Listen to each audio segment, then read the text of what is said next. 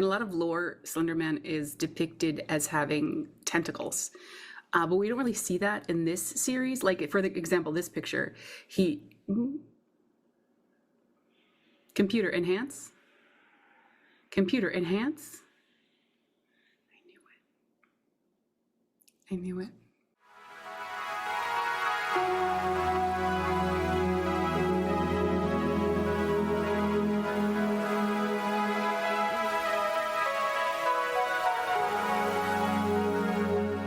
Hey everybody, welcome to the Paranormal Activity. I'm Sarah, and everything is fine. Welcome to the show. Today we're talking about the fifth and final installment of Rosswood.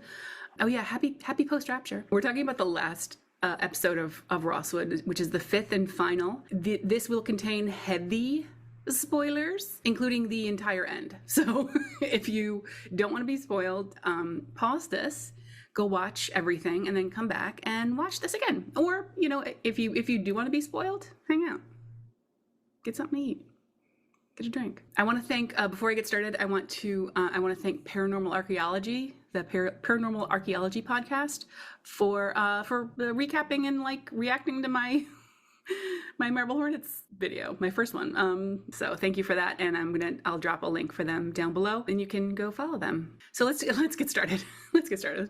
Enough about me. So let's just talk before we dive in. I just want to talk really quickly about Slender Man.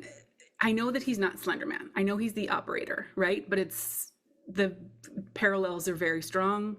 So let's just call it what it is, because I think it's it has to do a little bit with some of my theories as we go through. I've been doing a little bit of research, in general, so Eric Knudsen, whose screen name is Victor Surge, he owns the copyright to Slender Man. So this is why we're doing the operator. I'm trying to see what of the Slender Man lore is part of this, because this is not technically canon Slender Man stuff.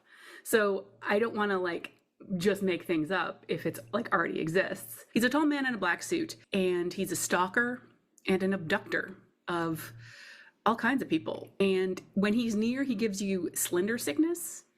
I think people have been calling it, not in this series, but in other series, it's referred to as slender sickness, which is kind of, I think, what people are coming down with when they have these huge coughing fits. And I looked into it, and I think some of it is slender sickness is often attributed to sigma radiation. That there's another series. There's another series that refers to sigma radiation is what makes people sick. I went halfway down a sigma radiation rabbit hole, and it just started to taste like midichlorians. I was like, I don't need that. I don't need things to be that concrete. You know what I mean? Keep it fun. So he's faceless. He's got creepy doll energy, because creepy dolls are creepy because there's a lot happening. A lot could be happening inside of a haunted doll that you don't know about, and you can't. That's a blank face, right? Like Jason, like Mike Myers, like Ghostface. Here's my theory. I'll say this now, and then we can talk about it later if you want. My theory is that he can't touch them. That's my theory. My theory is that he can't touch anyone. And I don't know if that's just duh, Sarah, but I feel like he has to, he can stand near them, but he has to get them to do things themselves.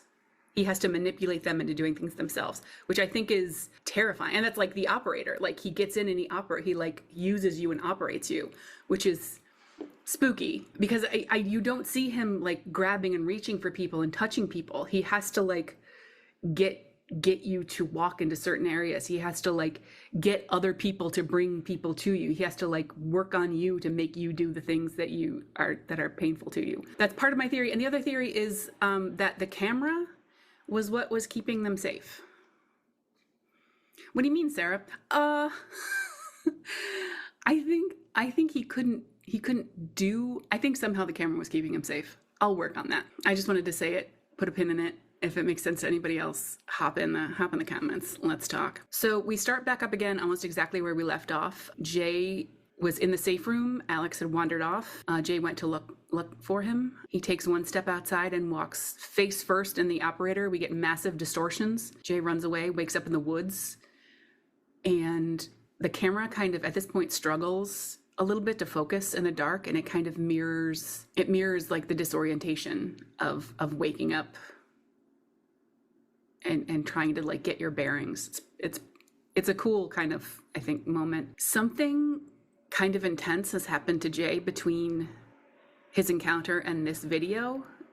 He is acting really different, really destroyed. Not that anyone's really going to see this. I don't really know who I'm talking to. But we're going to call this updates from Jay, number 1.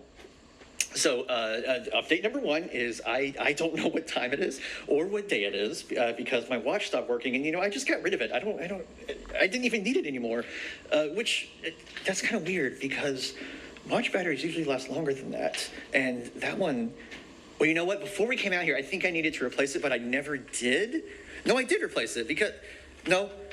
Okay, well, you know what? It doesn't matter because I'm so tired of thinking about batteries. And you know what? I really need to find that. I need to go find that watch again. Because Riley gave it to me and they're going to be really mad if I don't have it when I come back. Okay, I'm going to worry about that later. Okay, don't tell. The bags under his eyes are intense. He's on the last camera battery, so that's the last of his light, which is bleak. It's a metaphor for just being at the end of your rope, and it's bleak. He says, I'm going to go home. He calls it his house, which is just the safe room, and Alex is still gone. He trips over Alex, who appears to be dead. All right, let's go.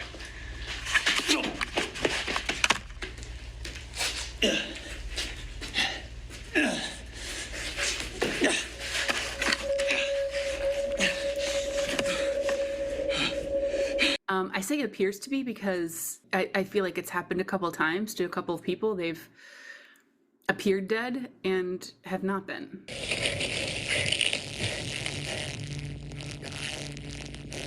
Jay. I appreciate that the operator is using he's using a phone to disorient them.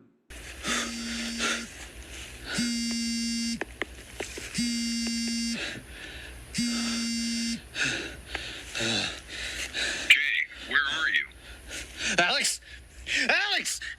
Can you hear me? Jay, where are you? Jay, where are you? Jay, where are you? Right? Like, operator, I said that last time. If you watched my last one. If you didn't watch the last one, that's okay. You don't have to.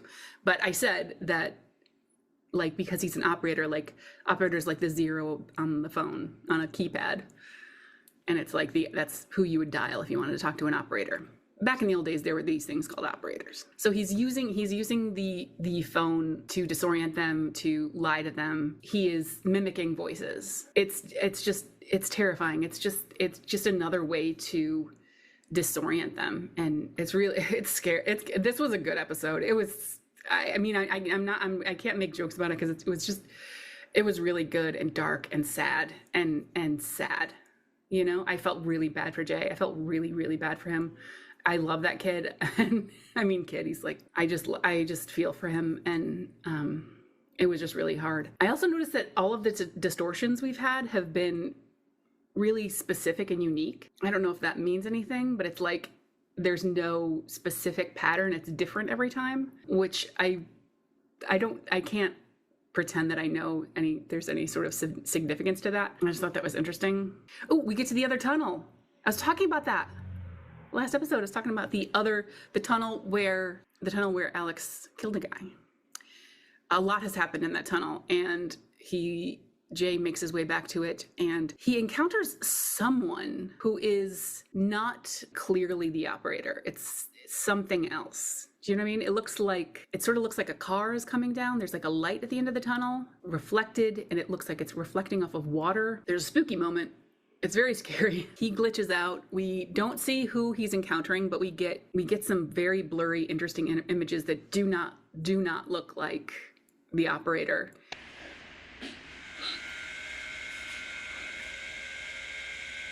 Alex? Alex! Alex!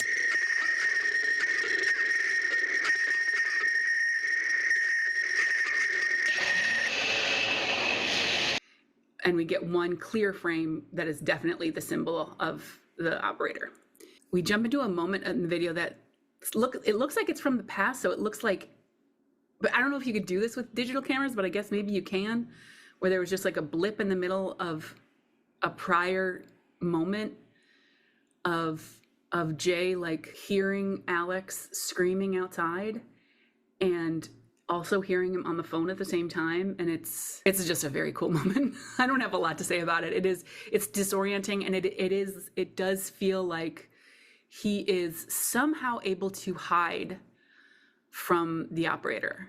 Like he's hiding somehow, because it's like the operator's trying to like get him out, you know? He's using all of these ways to sort of try to get him out of the safe room. Hey, this is Editing Sarah here. I also caught this cool glitch of a doorway, which kind of supports my House of Leaves theory, and I just wanted to add it in here. We cut back to the tunnel, and something drags the camera like just a little bit, and it's not the operator because there's no glitch. But it's not really clear who it is, but it's the same sort of labored effort and slowness of the scraping that's happening outside of the safe room. So I think there might be just like a second entity.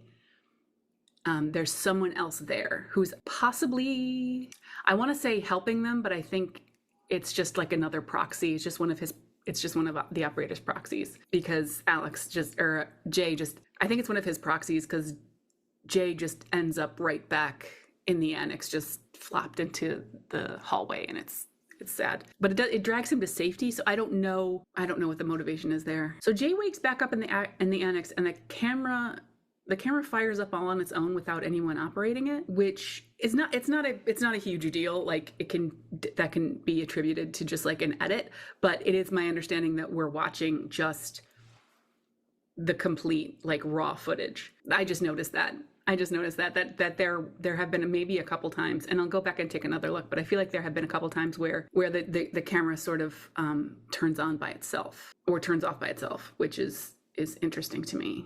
Maybe like it's also somehow being manipulated. Jay's completely dead and bricked phone rings, and it is his spouse, which is really sad. And it's static from his dead phone, but he keeps responding as if he is like hearing his spouse like talking to him and telling him that, oh my God, talking to him and telling him that like Alex got out and is safe, and he's so happy. And it's really, that's like, I mean, you can have your characters like scream and yell and clutch at things all you want, but to see someone be so happy and know their fate is so dark, that was like really, that was a tough one for me. Yeah, so he puts down the camera. That's another thing that makes me think that maybe somehow the camera was protecting them in some way, like it was a talisman. But he puts down the camera and he walks down the hallway. I feel like it's the same hallway that we saw in episode, I think 2 or 3, the one that Alex walks down. The floor is covered in water for the first time. That's like the first time we've seen like a bunch of water on the floor, which has given me Ark vibes. He just gets swallowed by the shadows, and that's the last time we see Jay. I'm okay. The camera gets scraped away again, and it wakes up in a field. Again, no one's touching it, no one's using it, and it turns itself back on, which is interesting to me. No one is touching it, no one's using it, and it turns itself back on. We are told through on-screen text that Jay's spouse Riley is uploading the footage, and that it had been like the camera was found in a field by someone who was working on Rosswood, demolishing it, which is scary to think that door is closing. And then the same thing that Jay begs Alex to do right around minute 12, the same thing that Marble Hornets fans have been saying for 14 years. The last screen, the final shot just says, please come back. And I hope they do. I hope this isn't the last. I hope this isn't the end. I think if this was just an experiment to test the waters, I think like the water's warm. Like, please come back and make more things. I love the world that's been created, and I just want to see these characters again I know that's probably, I know that's probably not in the cards. I think this was probably them saying goodbye, but I don't know. I loved the series, and I'm very happy that I got to like focus on something else. Uh, I'm getting married in a couple weeks, and it's been like getting ready for that has been really fun and wonderful, and also really stressful. And it's been so nice to take a break from all of that and sort of dive into this other world. And so I really appreciated that. Yeah, that's all I have to say. If you've watched this far, thank you. I appreciate you. Everything is fine. Please come back. Thank you so much for going on this journey with me. If you've watched all of these, please let me know. It's really kind of you. When I watched that first episode, I had no idea I would be like getting choked up by the end. Like, it's been wonderful. Everything is fine. Please come back. I think that could be my outro. Everything is fine. Please come back. All right, I don't know. All right, I love you. Bye.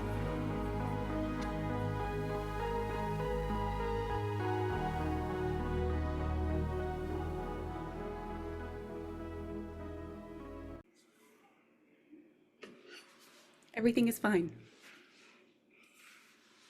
Awkward.